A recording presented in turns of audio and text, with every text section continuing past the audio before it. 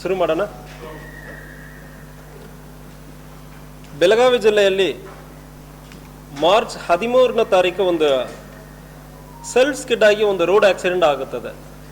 So ಅದರಲ್ಲಿ ಸಂದೀಪ್ ಕಾಲಗೌಡ ಮಂಜರ್ಗಿ ಎಂಬ ಒಂದು ವ್ಯಕ್ತಿ ಸುಮಾರು 46 ವರ್ಷ, ಆರ್ಮಿಯಿಂದ ರಿಟೈರ್ ಆಗಿ ಬಂದು ಇಲ್ಲಿ ಗೋಡಗಿರಿ ಗ್ರಾಮದಲ್ಲಿ ವಾಸ ಮಾಡ್ತಾ ಇದ್ದಾರೆ. ಅವರು ಆಕ್ಸಿಡೆಂಟಲ್ಲಿ ಬಿದ್ದಿರ್ತಾರೆ. ಎಮ್ಕಂಡ್ಮಾಡಿ ಪೊಲೀಸ್ ಸ್ಟೇಷನ್ ಲಿಮಿಟ್ಸಲ್ಲಿ ಇದು ಒಂದು ಘಟನೆ ಆಗುತ್ತದೆ. ಅಲ್ಲಿಂದ ಅವರನ್ನು ಹುಕ್ಕೇರಿ ಹಾಸ್ಪಿಟಲ್, ಗೌರ್ಮೆಂಟ್ ಹಾಸ್ಪಿಟಲ್ಗೆ ಕರ್ಕೊಂಡು ಹೋಗ್ತಾರೆ. ಅಲ್ಲಿಂದ ಅವ್ರ ವೈಫ್ ಇಲ್ಲಿಲ್ಲ, ನನ್ನ ಗಂಡನಕ್ಕೆ ಒಳ್ಳೆ ಟ್ರೀಟ್ಮೆಂಟ್ ಕೊಡಬೇಕಂದ್ರೆ ಹೇಳಿಬಿಟ್ಟು JG ಹಾಸ್ಪಿಟಲ್ ಘಟಪ್ರಭಾಕ್ಕೆ ಕರ್ಕೊಂಡು ಹೋಗ್ತಾರೆ. ಸೊ ಅವ್ರಿಗೆ ದೊಡ್ಡ ಗಾಯನೋ ಮೇಜರ್ ಇಂಜುರೀಸ್ ಯಾವುದೂ ಆಗುವುದಿಲ್ಲ. ಚೆನ್ನಾಗಿ ಮಾತನಾಡಿರ್ತಾರೆ. ನಮ್ಮ ಆಫೀಸರ್ಸ್ ವಿಡಿಯೋ ಸ್ಟೇಟ್ಮೆಂಟ್ ಕೂಡ ತೊಗೊಂಡಿರುವಾಗ ನನಗೆ ಏನಾಗಿಲ್ಲ ಸರ್, ಕೇಸ್ ಯಾವುದು ಬೇಡ ಅಂದರೆ, ಸೆಲ್ಫ್ ಸ್ಕಿಡ್ ಆಗಿದೆ, ಯಾವುದು ಕೇಸ್ ಬೇಡ ಸರ್ ಅಂತ ಹೇಳಿರ್ತಾರೆ. ಸೊ ಬಟ್ 15ನೇ ತಾರೀಕು ಸಾಯಂಕಾಲ ಒಂದು 4:15 ಸಡನ್ ಆಗಿ ಹಾರ್ಟ್ ಅಟ್ಯಾಕ್ ಅಂದರೆ ರಿಪೋರ್ಟ್ ಆಗಿ ಡೆತ್ ಆಗಿರ್ತಾರೆ. ಹಾಸ್ಪಿಟಲಲ್ಲಿ ಅವರು ಡೆತ್ ಆಗಿದ್ದಾರೆ ಅಂದರೆ ಡಿಕ್ಲೇರ್ ಆಗುತ್ತದೆ. ಡಿಕ್ಲೇರ್ ಆಗೋ ಸಂದರ್ಭದಲ್ಲಿ ಸ್ವಲ್ಪ ಡೌಟ್ ಕಾಣ್ತಾ ಇತ್ತು, ಯಾಕಂದರೆ ಯಾವುದು ವಿಸಿಬಲ್ ಇಂಜರೀಸ್ ಯಾವುದು ಕಾಣ್ತಾ ಇಲ್ಲ. ಸೊ ಇದರಲ್ಲಿ ಬೇರೆ ಏನೋ ಆಗಿರಬಹುದು ಅಂದರೆ ಒಂದು ಡೌಟ್ ಮೇಲ್ಗಡೆ ನಾವು ಪೋಸ್ಟ್ ಮಾರ್ಟಮ್ ಮಾಡೋದಕ್ಕೆ ಬಿಮ್ಸ್ ಹಾಸ್ಪಿಟಲ್ಗೆ ಕಳಿಸ್ತೀವಿ. ಅಲ್ಲಿ ಲೋಕಲ್ ಹಾಸ್ಪಿಟಲಲ್ಲಿ ಬೇಡ, ಡಿಸ್ಟ್ರಿಕ್ಟ್ ಹಾಸ್ಪಿಟಲಲ್ಲಿ ಮಾಡೋಣ ಅಂದ್ರೆ ಬಾಡಿಯನ್ನು ಬಿಮ್ಸ್ ಹಾಸ್ಪಿಟಲ್ಗೆ ಕಳಿಸ್ತೀವಿ. ಅದ್ರ ಜೊತೆಗೆ ಇನ್ವೆಸ್ಟಿಗೇಷನಲ್ಲಿ ಆಫೀಸರ್ಸ್ ಇದರಲ್ಲಿ ಜನರಲಿ ರೋಡ್ ಆಕ್ಸಿಡೆಂಟಲ್ಲಿ ಕೆಲವೊಂದು ಪ್ರಶ್ನೆ ಹೇಳ್ತೀವಿ. ಇದರಲ್ಲಿ ಡೌಟ್ ಇರೋದ್ರಿಂದ ಪ್ರಶ್ನೆಯನ್ನು ಜಾಸ್ತಿ ಹೇಳಿದ್ವಿ. ಬೇರೆ ಪಾಯ್ಸನ್ ಯಾವುದು ಕೊಟ್ಟಿದ್ದಾರಾ ಇಂಥಗ ಡೀಟೇಲ್ ಎಲ್ಲ ಕಳಿಸಿ ನಾವು FSLಕ್ಕೆ ಇಂಟರ್ನಲ್ ಆರ್ಗನ್ಸ್ ವಿಸರ ಅಂದರೆ ಹೇಳ್ತೀವಿ, ಬ್ಲಡ್ ಸ್ಟೈನ್ಸ್ ಮತ್ತು ಹಾರ್ಟ್ ಇರ್ತದೆ, ಲಂಗ್ಸ್ ಇರ್ತದೆ ಮತ್ತು ಕಿಡ್ನಿ, ಇದೆಲ್ಲ ಸೇರಿ ಸ್ಯಾಂಪಲನ್ನು FSLಕ್ಕೂ ಕೂಡ ಕಳಿಸಿರ್ತೀವಿ. ಇದರಲ್ಲಿ ಯಾವುದೇ ವಿಷಯ ಯಾವುದು ಕೊಟ್ಟಿರ್ತಾರ ಈ ಪ್ರಶ್ನೆಯನ್ನು ಕೂಡ ಹೇಳಿದ್ವಿ. ಯಾಕಂದರೆ ಸಡನ್ ಆಗಿ ಚೆನ್ನಾಗಿರೋರು ಹಾರ್ಟ್ ಅಟ್ಯಾಕ್ ಆಗಿದೆ ಅಂದ್ರೆ ಬಂದಾದ್ಮೇಲೆ ಸ್ವಲ್ಪ ಡೌಟ್ ಮೇಲ್ಗಡೆ ಮಾಡಿದ್ವಿ. ಜನರಲಿ ರೋಡ್ ಆಕ್ಸಿಡೆಂಟ್ ಆಗೋ ಸಂದರ್ಭದಲ್ಲಿ ರ್ಯಾರ್ಲಿ ಫ್ಯೂ ಕೇಸಲ್ಲಿ ಮಾತ್ರ ನಮಗೆ ಆ ಶಾಕಲ್ಲಿ ಹಾರ್ಟ್ ಅಟ್ಯಾಕ್ ಆಗುತ್ತದೆ. ಅದರ್ವೈಸ್ ಅಂತ ಹಾರ್ಟ್ ಅಟ್ಯಾಕ್ ಆಗುವುದಿಲ್ಲ. ಈ ಕೇಸಲ್ಲಿ ನಮಗೆ ಡೌಟ್ ಇತ್ತು, ಬಟ್ FSL ಇರೋ ಸಂದರ್ಭದಲ್ಲಿ ನಮಗೆ ಏನೂ ಇಲ್ಲ ಅಂದರೆ ಹೇಳಿಬಿಟ್ಟು ಕಳಿಸಿದ್ದೀವಿ. ಸ್ಯಾಂಪಲ್ ಎಲ್ಲ ಬಂತು. ದೆನ್ ರಿಪೋರ್ಟು ಬಂತು. ರಿಪೋರ್ಟಲ್ಲಿ ಯಾವುದೇ ಪಾಯ್ಸನ್ ಯಾವುದೂ ಇಲ್ಲ, ಇದು ಹಾರ್ಟ್ ಅಟ್ಯಾಕ್ ಅಂದರೆ ಆಲ್ಮೋಸ್ಟ್ ರಿಪೋರ್ಟ್ ಬಂತು. ಯಾವುದಲ್ಲಿ ಪಾಯ್ಸನ್ ಸ್ಯಾಂಪಲ್ ಯಾವುದೂ ಇಲ್ಲ ಅಂದರೆ ರಿಪೋರ್ಟ್ ಕೊಟ್ಟಿರ್ತಾರೆ. ಸೊ ಇದಾದ ನಂತರ ಅಲ್ಲಿ ಒಂದು ವ್ಯಕ್ತಿ ಪುಂಡಲಿಕ್ ವಿಠಲ್ ಡೊಂಬರ್ ಎಂಬವನ ಒಂದು ಸ್ಟೇಟಸ್ ಹಾಕ್ತಾನೆ. ಸ್ಟೇಟಸ್ ಹಾಕಿಬಿಟ್ಟು ನೀವು ಎಲ್ಲ ಕ್ರೈಮು ನಮ್ಮ ಎಲ್ಲ ಏನೇನು ಆಗಿದೆ ಅಂದರೆ ನನಗೆ ಗೊತ್ತಿದೆ, ಪೊಲೀಸರಿಗೆ ನಾನು ತಿಳಿಸ್ತೀನಿ. ಸೊ ಆಕ್ಸಿಡೆಂಟ್ ಹೆಂಗೆ ಆಯಿತು, ಅದು ಏನಾಗಿದೆ ಅಂತ ಒಂದು ವೇಗಾಗಿ ಒಂದು ಸ್ಟೇಟಸನ್ನು ಇಡ್ತಾನೆ. ಅವನು ಯಾರಂದ್ರೆ ಈ ಡೆತ್ ಆಗಿರೋರ್ಗೆ ಪರಿಚಯ ಇರೋವನ, ಡೆತ್ ಆಗಿರುವ ಸಂದೀಪ್ ಕಾಲಗೌಡ ಮಂಜರ್ಗಿಗೆ ಪರಿಚಯ ಇರೋವನ. ಇವನು ಫ್ಯಾಮಿಲಿ ಫ್ರೆಂಡ್ ಥರ. ಅವನಾಗಿ ನಂತರ ಅವನನ್ನು ಕರ್ಕೊಂಡು ಬಂದು ವಿಚಾರಣೆ ಮಾಡೋ ಸಂದರ್ಭದಲ್ಲಿ ಇದರಲ್ಲಿ ಒಂದು ದೊಡ್ಡ ಕ್ರೈಮ್ ಮತ್ತು ಇದರಲ್ಲಿ ಭಾಳಷ್ಟು ಮಂದಿ ಇನ್ವಾಲ್ವ್ ಆಗಿರೋದು ಕಂಡು ಬಂದಿರ್ತದೆ. ಈ ಕ್ರೈಮ್ ಫಸ್ಟ್ ಆಫ್ ಆಲ್ ಯಾಕೆ ಆಗಿದೆ ಅಂದರೆ, ಇವನು ಪುಂಡಲಿಕ್ ವಿಠಲ್ ಡೊಂಬರ್, ಇವನಕ್ಕೊಂದು 25 ವರ್ಷ. ಇವನು ಇನಿಷಿಯಲಿ ಒಂದು ಪಾವ್ ಬಜಿ, ವಡಾಪಾವ್ ಇದೆಲ್ಲ ಮಾಡ್ಕೊಂಡು ಇರ್ತಾನೆ. ಆವಾಗ ಈ ರಿಟೈರ್ಡ್ ಆರ್ಮಿ ಪರ್ಸನ್, ಈಗ ಈ ಕೇಸಲ್ಲಿ ಯಾರು ಡೆತ್ ಆಗಿದ್ದಾರೋ ಅವರು ಬಂದ್ಬಿಟ್ಟು ಇವನ ಜೊತೆ ಪರಿಚಯ ಮಾಡಿಕೊಂಡು ಸ್ನ್ಯಾಕ್ಸ್ ತಿಂತಾ ಇರೋ ಸಂದರ್ಭದಲ್ಲಿ ಇಬ್ಬರು ಸೇರಿ ನಾವು ಒಂದು ಹೋಟೆಲ್ ಥರ ಸ್ಟಾರ್ಟ್ ಮಾಡೋಣ ಅಂದರೆ ಹೇಳೋ ಸಂದರ್ಭದಲ್ಲಿ ಇಬ್ಬರು ಸೇರಿ ಹಿಡ್ಕಲ್ ಡ್ಯಾಮ್ ಹತ್ರ ಒಂದು ಸಣ್ಣದಾಗಿ ಟೀ ಅಂಗಡಿ ಮತ್ತು ಪೆಟ್ಟಿ ಶಾಪ್ ಥರ ಇಟ್ಕೊಂಡು ಇಬ್ಬರು ಮಾಡ್ತಾರೆ. ಆ ಸಂದರ್ಭದಲ್ಲಿ ಮೃತಪಟ್ಟಿರೋರ ಹೆಂಡತಿ ಸುಮಾ ಮಂಜರ್ಗಿ, ಇವ್ರಿಗೊಂದು 36 ವರ್ಷ, ಅವರಿಗೂ ಇವನಕ್ಕೂ ಪರಿಚಯ ಆಗುತ್ತದೆ. ಇದು ಒಂದು 3-4 ವರ್ಷ ಹಿಂದೆಯಿಂದ ಇದು ನಡೀತಾ ಇದೆ. ಇವರು 2023 ಡಿಸೆಂಬರಲ್ಲಿ ಆಲ್ಮೋಸ್ಟ್ ರಿಟೈರ್ ಆಗಿ ಬರ್ತಾರೆ. 2024, 25, 26, ಸೊ 2.5 ವರ್ಷದಿಂದ ಸುಮಾರು ಇವರಿಗೆ ಈ ಪರಿಚಯ ಉಂಟಾಗಿರ್ತದೆ. ಅವಾಗಿಂದ ಈ ಲೇಡಿಗೆ ಪರಿಚಯ ಆಗಿರ್ತದೆ. ಇಬ್ಬರು ಸೇರಿಕೊಂಡು ಇನ್ಶೂರೆನ್ಸ್ ಮಾಡ್ತಾರೆ. ಮೃತಪಟ್ಟಿರೋರ ಮೇಲ್ಗಡೆ ಇನ್ಶೂರೆನ್ಸ್ ಮಾಡ್ತಾರೆ. SBIಯಲ್ಲಿ ಒಂದು ಇನ್ಶೂರೆನ್ಸ್ ಮತ್ತು HDFCಯಲ್ಲಿ 2 ಇನ್ಶೂರೆನ್ಸ್. ಒಟ್ಟು ಅಮೌಂಟ್ ಸುಮಾರು 2 ಕೋಟಿ. ಆಕ್ಸಿಡೆಂಟಲ್ಲಿ ಡೆತ್ ಆಗೋ ಸಂದರ್ಭದಲ್ಲಿ 2 ಕೋಟಿ ಸಿಗ್ತದೆ. ಈ ಇನ್ಶೂರೆನ್ಸ್ ಯಾವ ರೀತಿಯಲ್ಲಿ ಅಂದರೆ ವರ್ಷಕ್ಕೆ ಒಂದು 4 ವರ್ಷ 5 ವರ್ಷಕ್ಕೆ ಒಂದಲ್ಲಿ SBIಯಲ್ಲಿ ವರ್ಷಕ್ಕೆ 5 ಲಕ್ಷ ಕಟ್ಟೋದು, ಆಫ್ಟರ್ 5 ವರ್ಷ ಕಟ್ಟಬೇಕು, 6ನೇ ವರ್ಷ ಬಿಟ್ಟಾದ್ಮೇಲೆ ನೆಕ್ಸ್ಟ್ 7ನೇ ವರ್ಷದಿಂದ ರಿಟರ್ನ್ ಬರ್ತದೆ. ಒಂದು ವೇಳೆ ಈ ಮಧ್ಯದಲ್ಲಿ ಡೆತ್ ಆಗೋ ಸಂದರ್ಭದಲ್ಲಿ ಆಕ್ಸಿಡೆಂಟಲ್ ಕವರೇಜ್ ಸಿಗ್ತದೆ.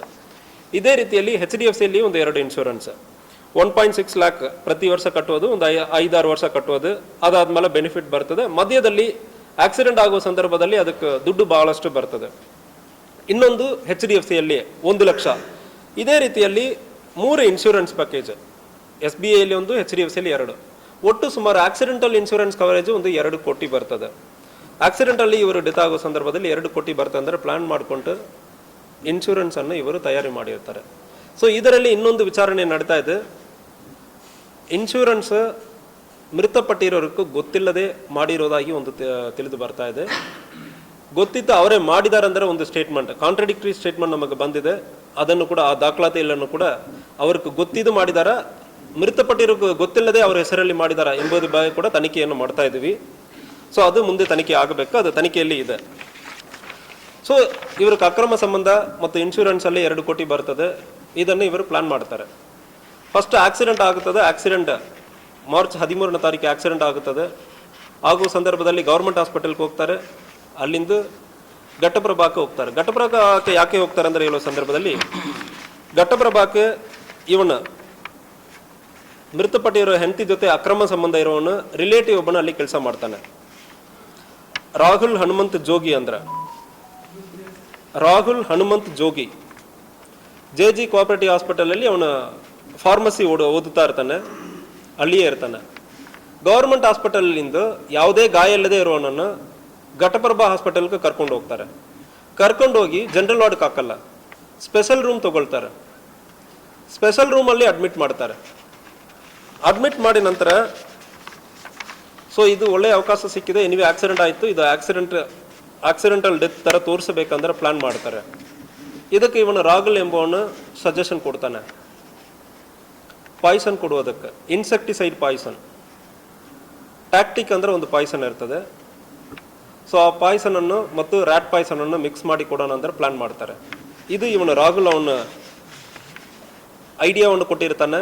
ಆ ಐಡಿಯಾ ಮೇಲ್ಗಡೆ ಈ ಪಾಯ್ಸನನ್ನು ಸಲೈನ್ ಬಾಟಲಲ್ಲಿ ಇಂಜೆಕ್ಟ್ ಮಾಡ್ತಾರೆ. ಫಸ್ಟ್ ಇವರೊಂದು ಬೇರೆ ಒಂದು ಸಲೈನ್ ಬಾಟಲಲ್ಲಿ ಫಸ್ಟ್ ಡೇ ಇಂಜೆಕ್ಟ್ ಮಾಡ್ತಾರೆ, 14th. ಅದು ಪ್ರೆಷರ್ ಕಮ್ಮಿ ಇರೋದ್ರಿಂದ ಬಾಡಿ ಒಳಗೆ ಹೋಗಿಲ್ಲ.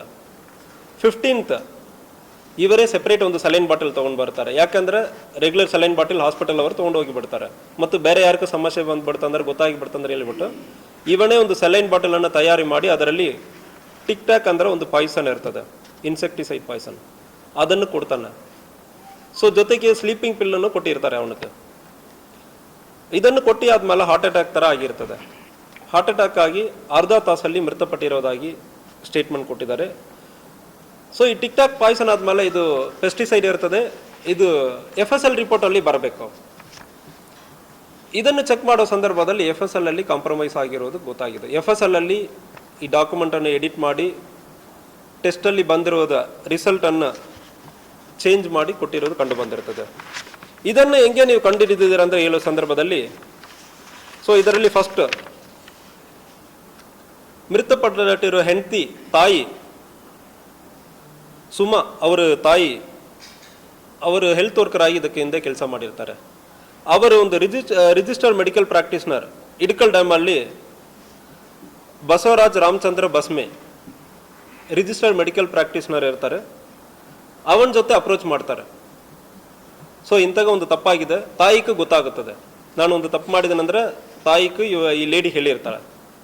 ಹೇಳಿ ಆದ್ಮೇಲೆ ತಾಯಿ ತನ್ನ ಮಗಳನ್ನು ಕಾಪಾಡ್ಕೊಳ್ಳೋದಕ್ಕಾಗಿ ಒಂದು ರಿಜಿಸ್ಟರ್ಡ್ ಮೆಡಿಕಲ್ ಪ್ರಾಕ್ಟೀಸ್ನರ್ ಅವನ ಕಡೆ ಹೋಗಿ ಅಪ್ರೋಚ್ ಮಾಡ್ತಾರೆ. ಇದನ್ನು ಏನು ಮಾಡೋದು ಮುಂದಿನ ದಿವಸಗಳಲ್ಲಿ ರಿಪೋರ್ಟ್ ಬಂದ್ಬಿಡ್ತದೆ ಅಂದರೆ ಹೇಳಿಬಿಟ್ಟು ಮಾಡುವಾಗ ಅವನು ಅಲ್ಲಿಂದ ಅವನಿಗೆ ಗೊತ್ತಿರುವ ಅಶೋಕ್ ಗುಜ್ನಾಳ್ ಅಂದರೆ ಒಬ್ಬನ ಇರ್ತಾನೆ. ಅಶೋಕ್ ಗುಜ್ನಾಳ್ ಬೆಳಗಾಂ ಕಮಿಷನರ್ ಆಫೀಸಲ್ಲಿ FDA ಆಗಿ ಕೆಲಸ ಮಾಡ್ತಾನೆ. ಇವನು ಸಂಬಂಧಿಕರು ಬಸವರಾಜ್ ಆ ಮೆಡಿಕಲ್ ಪ್ರಾಕ್ಟೀಸ್ನರು ಅಶೋಕ್ ಗುಜ್ನಾಳ್ ಸಂಬಂಧಿಕರು ಇರ್ತಾರೆ. ಅದರಿಂದ ಇವನನ್ನು ಅಪ್ರೋಚ್ ಮಾಡಿರ್ತಾನೆ, ಅಶೋಕ್ ಗುಜ್ನಾಳನ್ನು ಅಪ್ರೋಚ್ ಮಾಡಿರ್ತಾರೆ. ಅಶೋಕ್ ಗುಜ್ನಾಳ್ ಮತ್ತು ಅಪ್ಪಾ ಸಾಹೇಬ್ ಫಕ್ರುದ್ದೀನ್ ನಾಯಕ್ವಾಡಿ ಅಂದ್ರೆ FSL ಅಲ್ಲಿ ಪ್ಯೂನ್ ಒಬ್ಬನ ಇರ್ತಾನೆ, ಅವನನ್ನು ಅಪ್ರೋಚ್ ಮಾಡ್ತಾರೆ. FSL ರಿಪೋರ್ಟನ್ನು ಅಪ್ಪಾ ಸಾಹೇಬ್ ಫಕ್ರುದ್ದೀನ್ ನಾಯಕ್ವಾಡಿ FSL ಅಲ್ಲಿ ಪ್ಯೂನ್ ಆಗಿ ಕೆಲಸ ಮಾಡುವನು. ಇವನನ್ನು ಅಪ್ರೋಚ್ ಮಾಡಿ ರಿಪೋರ್ಟನ್ನು ಚೇಂಜ್ ಮಾಡಬೇಕಂದ್ರೆ ಇಲ್ಲ ಸಂದರ್ಭದಲ್ಲಿ ಅವನ ಲ್ಯಾಬ್ ಅಸಿಸ್ಟೆಂಟ್ ಚೆನ್ನಯ್ಯ ಸ್ವಾಮಿ ಮಠ್ ಅಂದ್ರೆ ಒಬ್ಬನು, ಅವನನ್ನು ಅಪ್ರೋಚ್ ಮಾಡ್ತಾನೆ. ಇವನು ಫಾರೆನ್ಸಿಕ್ ಸೈನ್ಸ್ ಲ್ಯಾಬಾರೇಟರಿಯಲ್ಲಿ ಕೆಲಸ ಮಾಡುವವನು ಚೆನ್ನಯ್ಯ. ಅವನನ್ನು ಅಪ್ರೋಚ್ ಮಾಡಿ ಆದಮೇಲೆ ನಾಗರಾಜ್ ಸೀನಿಯರ್ ಸೈಂಟಿಫಿಕ್ ಆಫೀಸರ್ ಅಂದರೆ ಇರ್ತಾನೆ, ಇವನನ್ನು ಅಪ್ರೋಚ್ ಮಾಡ್ತಾರೆ. ಸೊ ಫೈನಲಿ ಈ ರಿಪೋರ್ಟನ್ನು ಕೊಟ್ಟಿರೋದು ನಾಗರಾಜ್ ಸೀನಿಯರ್ ಸೈಂಟಿಫಿಕ್ ಆಫೀಸರ್. ಈ ನಾಗರಾಜ್ ರಿಪೋರ್ಟರನ್ನು ತಯಾರು ಮಾಡಿ ತೋರಿಸಿರೋದನ್ನು ಎಲ್ಲ ದಾಖಲಾತಿಗಳನ್ನ ಚೆನ್ನಯ್ಯಕ್ಕೆ ಗೊತ್ತಿರ್ತದೆ. ರಿಪೋರ್ಟ್ ಕೊಡೋದಕ್ಕೆ ಮುಂಚೆ ಇಂತಾಗ ರಿಪೋರ್ಟ್ ಬಂದ್ಬಿಟ್ಟಿದೆ, ಈಗ ಹಣವನ್ನು ಕೊಡಿ ಅಂದರೆ ಹಣವನ್ನು ಈಸ್ಕೊಳ್ತಾರೆ. ಸೊ ಹಣವನ್ನು ಈಸ್ಕೊಂಡು ಇವರು ರಿಪೋರ್ಟನ್ನು ಚೇಂಜ್ ಮಾಡಿರ್ತಾರೆ. ನಾಗರಾಜ್ PM ನಾಗರಾಜ್ ಅಮೌಂಟ್ ಇದರಲ್ಲಿ ಒಟ್ಟು ಸುಮಾರು 3 lakhಕ್ಕಿಂತ ಜಾಸ್ತಿ ಇದೆ.